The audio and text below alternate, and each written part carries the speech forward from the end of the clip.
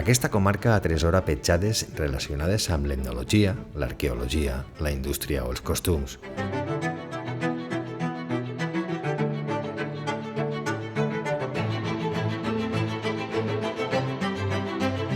Una herència que es pot conèixer a través de la visita a diferents museus.